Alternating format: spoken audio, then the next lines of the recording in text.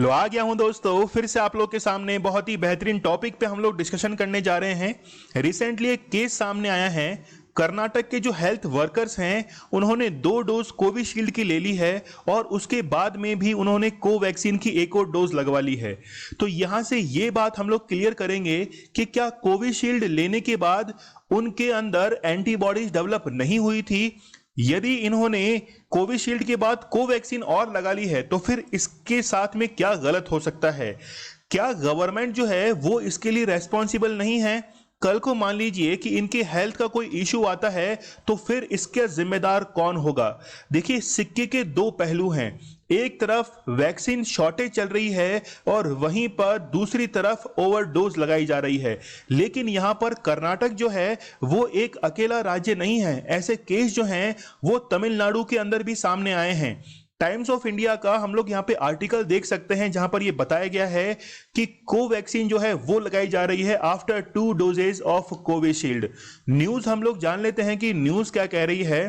Covishield के जब 2 dose लगाई जाती है तो दोनों के बीच में जो डिफरेंस है वो 12 से 16 सप्ताह का रहता है, जबकि कोवैक्सीन जो है वो 4 से 6 सप्ताह के बीच लगाई जाती है। एक साइंटिफिक, एक टेक्निकल टर्म जो है वो यहां से हम लोग सीखते हैं कि कोविशील्ड को कैसे बनाया गया और कोवैक्सीन को कैसे बनाया गया है। देखिए, कोविशील्ड को बनाने के अंदर कोरोना के जो स्पाइक प्रोटीन्स हैं उनका इस्तेमाल किया गया है और कोवैक्सीन को बनाने के अंदर जो डेडली कोरोना वायरस है, मतलब हम लोग कह सकते हैं कि कम जो एक्टिवेटेड वायरस है उनका इस्तेमाल करके भारत बायोटेक के द्वारा कोवैक्सीन को बनाया गया है। तो दोनों के अंदर डिफरेंस ये है।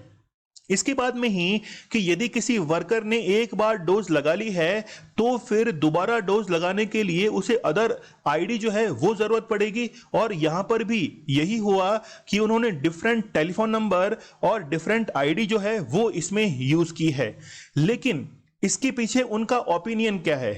उनके द्वारा ये कहा गया है कि हम उन एरियाज के अंदर वर्क करते हैं जहां पर संक्रमण का खतरा ज्यादा रहता है, हम ज्यादा लोगों के संपर्क में आते हैं, इसीलिए हमारे अंदर ज्यादा इम्यून पावर होनी चाहिए। लेकिन अब जो है क्वेश्चन ये है कि इसके साथ में अब गलत क्या हो सकता है।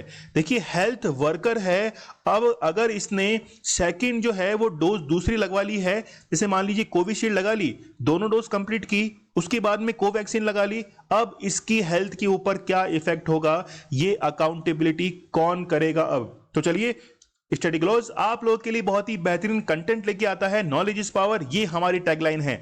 तो ऐप लॉन्च हो चुकी है, इंटरफेस बड़ा जबरदस्त है, तो आप लोग उस पर एक बार विजिट कीजिएगा। सिद्धांत सर ने जो कोर्स वहां पर लॉन्च किया है पर्सनालिटी डेवलपमेंट का, उसका रेस्पॉन्स बड़ा जबरदस्त आया है। तो आप लोग नाम मात्र की जो फीस है उसमें आप उसको परचेज कर सकते हैं। तो चलिए, भारत बायोटेक की जो कोवैक्सीन है वो 6 गवर्नमेंट इंस्टीट्यूशंस के अंदर कर्नाटक में लगना शुरू हुई थी। जनवरी की हम लोग बात करें तो 16 जनवरी 2021 से वैक्सीनेशन प्रोग्राम जो है वो शुरू हुआ था इंडिया के अंदर। और यहां हम लोग देख सकते हैं कि कर्नाटक ही नहीं, तमिलनाडु के अंदर ऐसे कई केसेस जो हैं वो सामने आए हैं। रिसेंटली आपने देखा होगा कि फर्स्ट डोज जो है वो लगा ली है कोवैक्सीन की और सेकंड डोज लगा ली है किसकी, कोविशील्ड की। तो दोनों को मिक्स कर दिया है। ये कहानी केवल भारत की ही नहीं है, यहां तक कि फ्रांस, जर्मनी में भी ऐसा मिक्सअप करके लगाया जा रहा है फाइजर और मॉडर्ना को। लेकिन वहां पर इस चीज को रिसर्च करके फिर ये किया गया, लेकिन भारत में ऐसा कोई रिसर्च नहीं हुआ कि 2 वैक्सीन जो है इसको मिक्स करके लगा लिया जाए। अब देखिए कि इसके पीछे रीजन क्या है।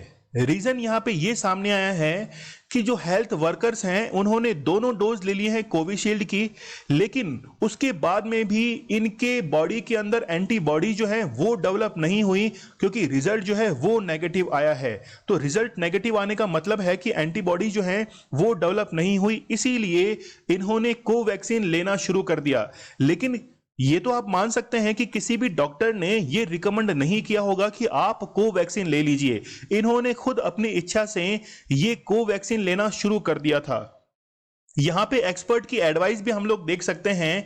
डॉक्टर एम के सुदर्शन, जो कि chairperson of Covid technical advisory committee, उन्होंने कहा कि ज्यादा ओवर प्रोटेक्शन लेने के चक्कर में इन्होंने वो कोवैक्सीन तो लगा ली है, लेकिन दूसरा पहलू ये भी है कि वैक्सीन की अभी शॉर्टेज चल रही है। तो एक व्यक्ति के लिए अवसर है और दूसरे व्यक्ति के लिए ये कहीं ना कहीं शॉर्टेज है।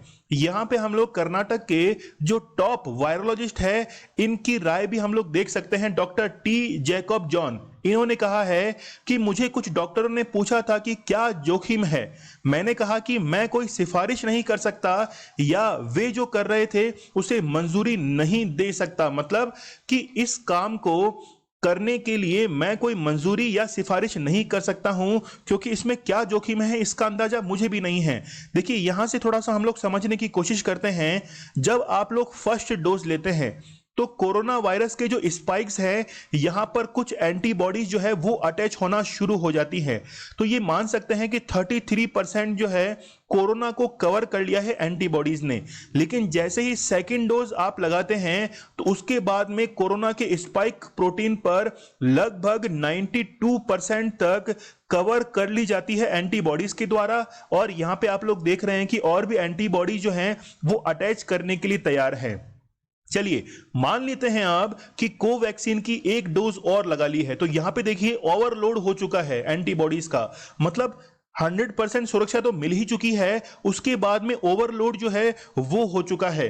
तो यहां पर अब रॉन्ग क्या हो सकता है, गलत क्या हो सकता है? तो डॉक्टर जैकब ने ये कहा कि ओवर इम्यूनाइजेशन जैसा कोई टर्म नहीं है कि ज्यादा आप जो है इम्यून पावर डेवलप कर लें, और कोविशील्ड के बाद में कोवैक्सीन की डोज लेना ये एक इमोशनली, मतलब आपके वो जो मानसिक स्तर है वहीं पे आप सोचते हैं कि मेरे साथ में कुछ अच्छा होगा, कुछ गलत नहीं होगा, इसी के साथ में आप जो है वो कोवैक्सीन की ज्यादा डोज लेना शुरू कर देते हैं। लेकिन इस सिक्के का दूसरा पहलू भी है जिसको हमको नहीं भूलना चाहिए।